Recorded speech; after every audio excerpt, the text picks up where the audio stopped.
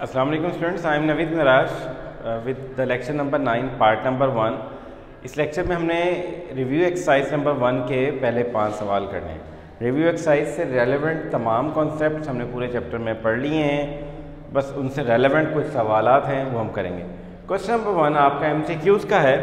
इसमें आपने क्या करना है, सारे MCQ डेफिनेशन बेस्ड हैं, कुछ सवाल हैं जो कि सॉल्व करने वाले हैं। मैंने वो सवाल लिखा है जो कभी कभार इस MCQs का शॉर्ट क्वेश्चन भी बन जाता है। तो पार्ट नंबर 7 है, इसमें आपने स्मॉल x की वैल्यू निकालनी है। सिंपल इज दैट, आपने डिटर्मिनेंट निकालना है तो हमारे पास एक इक्वेशन बन जाएगी। 2 को x से मल्टीप्लाई करें, -3 को 6 से, 2x - 18 इज इक्वल टू 0। आपने क्या किया, डेट खोला ओनली, इक्वल टू 0 चल रहा है, -18 इधर आएगा, हम प्लस का 18 बन जाएगा। यहाँ 2 मल्टीप्लाई हो रहा है, इधर आके 2 ने 18 को डिवाइड कर देना है, दैट इज योर आंसर 9 आ गया। x का आंसर 9 आया।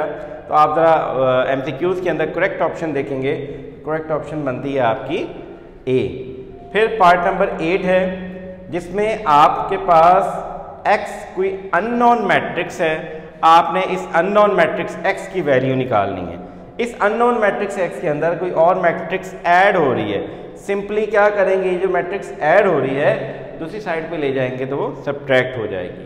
ठीक है, अब क्या करेंगे आप, 1 माइनस सब्ट्रैक्शन कैसे कर रहे हैं, 1 माइनस कॉरस्पॉन्डिंग एलिमेंट्स को माइनस, -1, 0 - -2, 0 - 0, 1 - -1।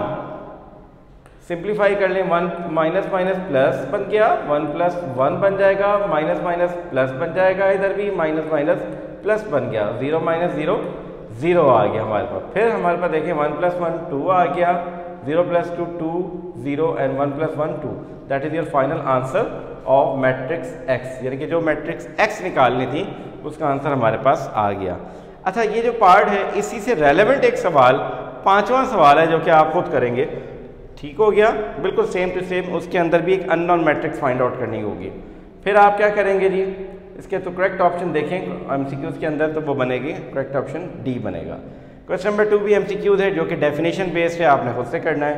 तीसरा सवाल, हमारे पास 2 मैट्राइसिस हैं और आपस में कहा जा रहा है कि दोनों मैट्राइसिस आपस में इक्वल है। तो आप लिखेंगे for equal matrices. Equal matrices में कॉरस्पॉन्डिंग एलिमेंट सेम होते हैं।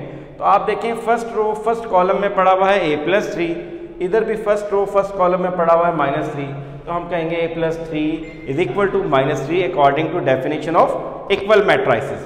फिर +3 उधर जाके क्या हो जाएगा, हमारे पास माइनस हो जाएगा, -3 हमारे पास बन जाता है -6, that is answer of A। फिर आपने स्मॉल a और स्मॉल b निकालना है। अब हमारे पास स्मॉल b वाली एंट्री ढूंढें तो वो पड़ी हुई यहाँ पर, जो कि इसकी ज़रा पोजीशन लोकेशन देखें आप कहाँ पड़ा हुआ है। ये हमारे पास सेकंड रो और सेकंड कॉलम में, तो सेकंड रो सेकंड कॉलम में हमारे पास यहाँ पड़ा हुआ है 2। It means b-1 should be equal to 2 according to definition of equal matrices. -1 जाएगा उधर, क्या हो जाएगा, ऐड, तो ये बन जाएगा 2 + 1 इज इक्वल टू 3। फिर आते हैं नेक्स्ट, हमारे पास है क्वेश्चन नंबर 4। इसका सबसे ज़्यादा कॉम्प्लिकेटेड पार्ट नंबर 4 था, वो मैंने लिया। क्या करना है, आपने फाइंड आउट करना है 2/3 into 2a - 3b। Small a matrix और b मैट्रिक्स की वैल्यूज आपको गिवन है। ठीक है, आपने वैल्यूज पुट की, 2/3 वैसे का वैसा, 2 भी वैसे ही, a की जगह मैट्रिक्स a की वैल्यू आ गई, 3 वैसे का वैसा, और b की जगह मैट्रिक्स b की वैल्यू आ गई। अब आप क्या कर रहे हैं, जस्ट आप मल्टीप्लाई कर रहे हैं। किस तरीके से, जरा देखिएगा, ये 2/3 साथ साथ चलता रहेगा। पहले हम ब्रैकेट के अंदर, इस पैरेंथेसिस के अंदर वाले मैट्राइसिस को पहले सॉल्व आउट करेंगे। तो देखेंगे यहाँ 2 मल्टीप्लाई हो रहा है तो मतलब तमाम एंट्रीज से मल्टीप्लाई होगा, यहाँ पे 3 मल्टीप्लाई हो रहा है तो तमाम एंट्रीज से मल्टीप्लाई होगा। और हमारे पास जो वैल्यूज़ आ रही हैं तो मल्टीप्लाई करके 2 × 2 3 × 5 हमारे पास ये मल्टीप्लाई किया, सॉल्व किया, हमारे पास आंसर आ जाएगा 2 × 2 = 4, 2 × 3 = 6, इसी तरीके से 3 × 5 = 15 और that is your this matrix. अब ये दोनों मैट्राइसिस आपस में क्या हो रही हैं, सब्ट्रैक्ट हो रही हैं। आपने क्या करना है, इसके कॉरस्पॉन्डिंग एंट्रीज को आपस में सब्ट्रैक्ट करेंगे। 4 में से माइनस करेंगे 15 को, ये वैल्यू, 6 में से माइनस करेंगे -12 को, हमारे पास ये वैल्यू आएगी। फिर इसी तरीके से 2 में से माइनस करेंगे -6 को, 0 में से माइनस करेंगे -3 को। अब होगा ये 4 - 15, 15 में से 4 निकालेंगे 11, साइन आएगी बड़े वाली की, दैट इज -11। फिर क्या करेंगे 6 माइनस माइनस बन जाएगा प्लस और 12 आ गया। इसी तरीके से 2 माइनस माइनस बन जाएगा plus, in the same way minus minus बन जाएगा प्लस। हमारे पास वैल्यू आ गई -11, 18, 8 और 3, और बाहर पड़ा हुआ है हमारे पास 2/3। अब इस 2/3 ने 1/1 सबके साथ मल्टीप्लाई हो रहे हैं, ठीक है। तो 2/3 को हमने मल्टीप्लाई किया तमाम एंट्री से। यहाँ पे 2 को 11 से मल्टीप्लाई करें तो बन जाएगा -22 डिवाइडेड बाय 3।